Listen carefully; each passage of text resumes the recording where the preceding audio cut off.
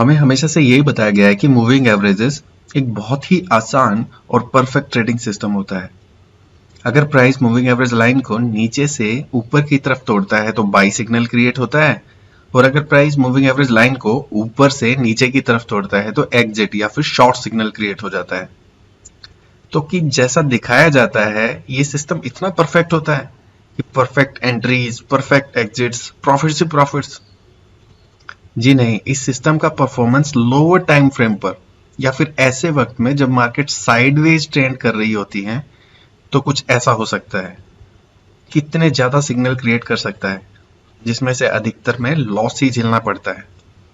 इस वीडियो में हम बात करेंगे how to trade moving averages effectively, how to trade moving averages crossovers, कौन सी क्रॉसओवर का कब यूज करना चाहिए, और हमें ये कैसे पता चले कि किसी स्टॉक में क्रॉसओवर हुआ है।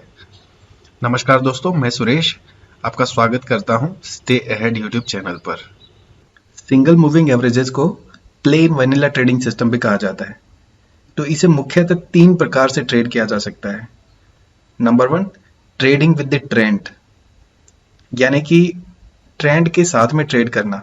अगर मान लीजिए कि स्टॉक का ट्रेंड ऊपर की तरफ जा रहा हो और हमारा जो मूविंग एवरेज है वो भी ऊपर ही जा रहा हो, डायगोनिकली ट्रेंड कर रहा हो ऊपर की तरफ में, और हमारा स्टॉक का प्राइस उस मूविंग एवरेज लाइन के ऊपर हो और जितना हो सके उतना उस लाइन के पैरेलल ट्रेंड कर रहा हो, तो वो एक अच्छी बाइंग अपॉर्चुनिटी होती है, क्योंकि ये दिखाती है हमें कि स्टॉक में जो प्राइस है वो परसिस्टेंटली ऊपर की तरफ में जा रहा है। कोई सडन जर्क के कारण में या फिर कोई सडन मूवमेंट के कारण में ये ऊपर नहीं हुआ है, तो स्टॉक का ट्रेंड परसिस्टेंट है, ऊपर की तरफ में जा रहा है, तो वो एक अच्छी बाइंग अपॉर्चुनिटी दिखाता है।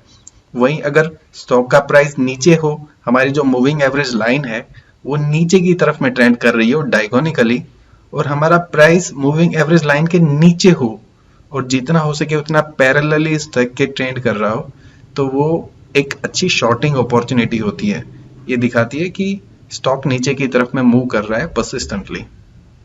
जो दूसरा मेथड है वो है using moving averages as support and resistance.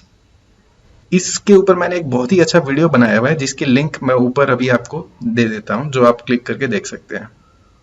तो बेसिकली इसमें क्या होता है कि मूविंग एवरेज को सपोर्ट और रेजिस्टेंस के तौर पे ट्रेड किया जाता है। मान लीजिए कि अगर स्टॉक का प्राइस मूविंग एवरेज लाइन के ऊपर ट्रेड कर रहा है और एक पुल बैक आता है, एक नीचे की तरफ में आता है, लेकिन जो हमारी मूविंग एवरेज लाइन है उसको नीचे तोड़ता नहीं बल्कि उसको सपोर्ट की तरह लेता है और वहां से थोड़ी रिकवरी आनी शुरू होती है, तो वहां पे एक अच्छी बाइंग अपॉर्चुनिटी होती है, जो ये दिखाती है कि यहाँ से एक रिकवरी आने के चांसेस हैं, और हमारी वहां पे रिस्क टू रिवॉर्ड रेशियो भी बहुत ज्यादा होता है, क्योंकि रिस्क कम होगी वहां पे और रिवॉर्ड ज्यादा होगा, तो वो एक अच्छी बाइंग अपॉर्चुनिटी होती है।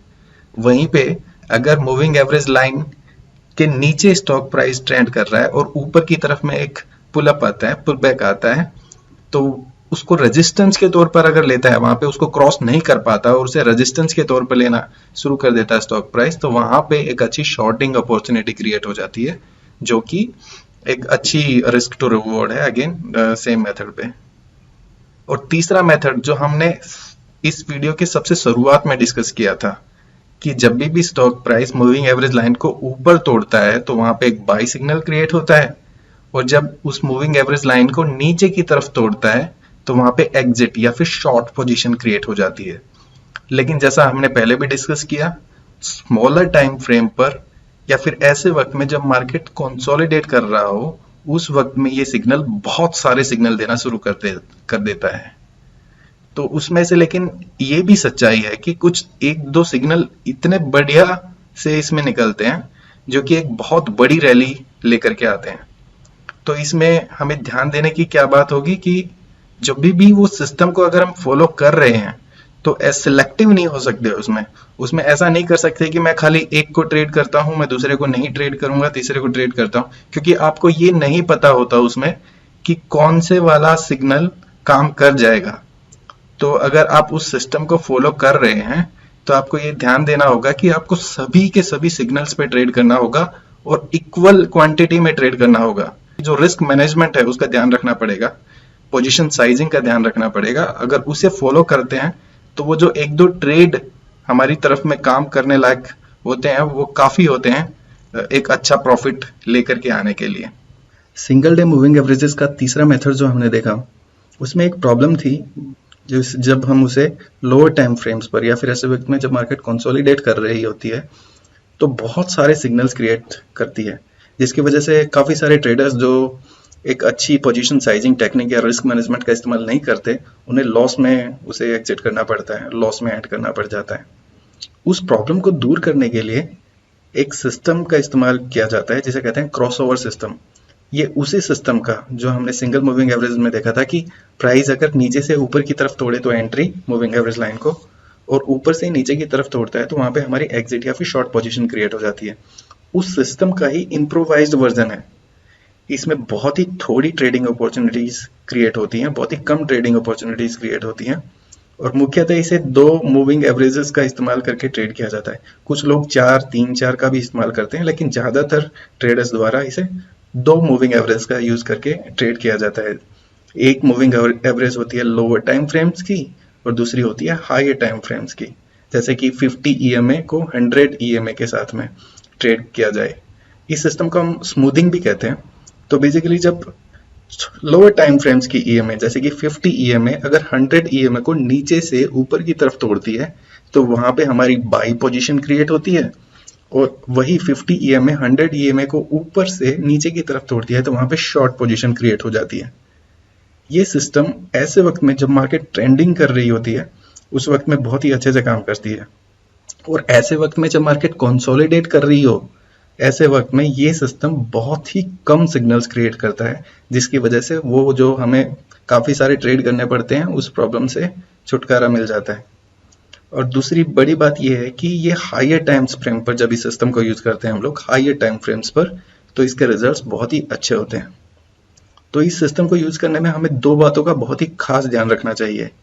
नंबर 1 कि बहुत सारे ट्रेडर्स ये गलती कर बैठते हैं कि कैंडल के कंप्लीट होने से पहले ही सिस्टम में कूद बैठते हैं, उसे एंट्री या फिर एग्जिट कर लेते हैं, जिसकी वजह से कई बार कैंडल उनके फेवर में एग्जिट नहीं हो पाती। तो हमेशा कोई भी सिस्टम का इस्तेमाल करें आप, उसमें कैंडल्स के कंप्लीट होने तक का इंतजार करें, तभी अपनी एंट्री या फिर एग्जिट करें।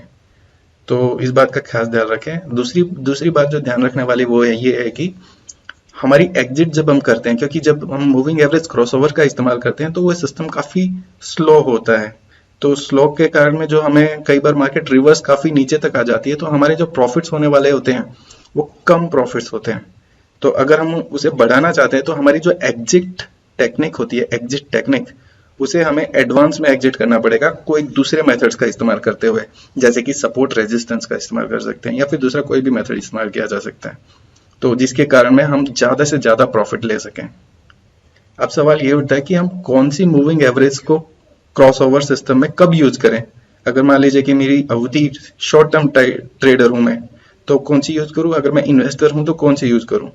तो ज्यादातर ट्रेडर्स, प्रॉफिटेबल ट्रेडर्स, अगर आपकी अवधि शॉर्ट टर्म ट्रेड्स करने की है, कुछ ट्रेडिंग दिवसों के लिए, कुछ ट्रेडिंग दिनों के लिए आप उसे ट्रेड करना चाहते हैं, तो 9 डे EMA को 21 डे EMA के साथ में ट्रेड किया जाता है।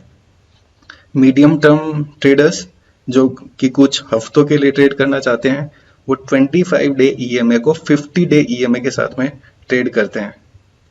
या फिर ऐसे ट्रेडर्स जो कि कुछ महीनों के लिए ट्रेड करना चाहते हैं, तो वो 50 डे EMA को 100 डे EMA के साथ में पेयर करते हैं, उसके साथ में ट्रेड करते हैं। जो इन्वेस्टर्स होते हैं वो 100 डे EMA को 200 डे EMA के साथ में ट्रेड करते हैं, उसका इस्तेमाल करते हैं। तो मैं फिर से बताना चाहता हूं कि ये जो सिस्टम है ये लोअर टाइम फ्रेम्स पर इतना अच्छा सिग्नल नहीं काम कर पाता है।